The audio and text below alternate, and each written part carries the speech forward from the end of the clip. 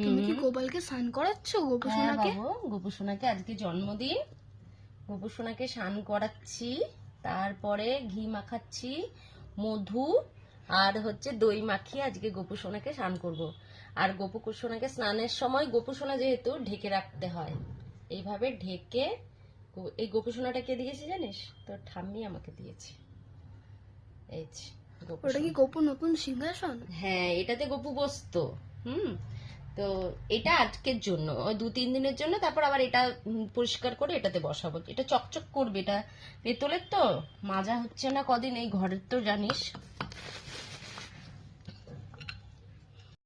স্নান করো গোপু, স্নান করো, স্নান করো গোপু, স্নান করো।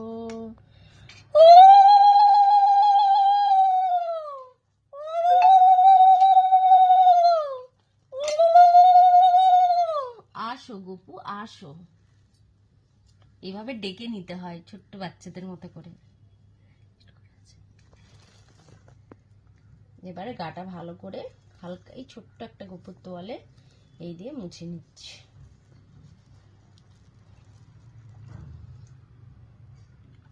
এই জলটা কপালে দিয়ে, গোপু স্নানের জল সব করো।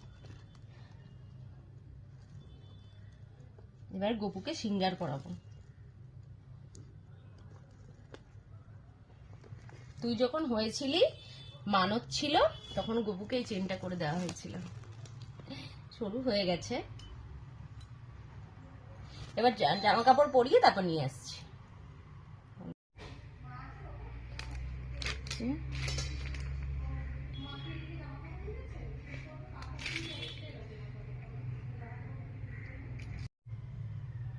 স্নান করানো হয়ে গেছে, বসিয়ে দিয়েছি, এবার সাজাবো। মা, হ্যাঁ, আজকের দিনে কি বলতে হয়? হাতি ঘোড়া পাল কি, জয় কানাইয়া লাল কি। কি বলতে হয়? হাতি ঘোড়া পাল কি, জয় কানাইয়া লাল কি। এটা কি বলতো? বাটার। বাটার। আর মিষ্টি হচ্ছে এই যে মাসিটা দিয়ে দিই। পাকড়িটা ভালো হয়েছে না? এবার চন্দন দিয়ে সাজাবো। আগে একটু মাখন মিষ্টি হাতের সামনে দিই। বন্ধ করো।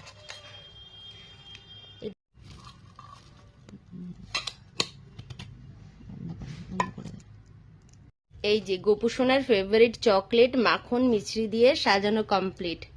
আর ওইদিকে দেখো জগন্নাথ, আর এইদিকে যতটুকু পারি আমি ততটুকুই করি, ঠাকুর যা কপালে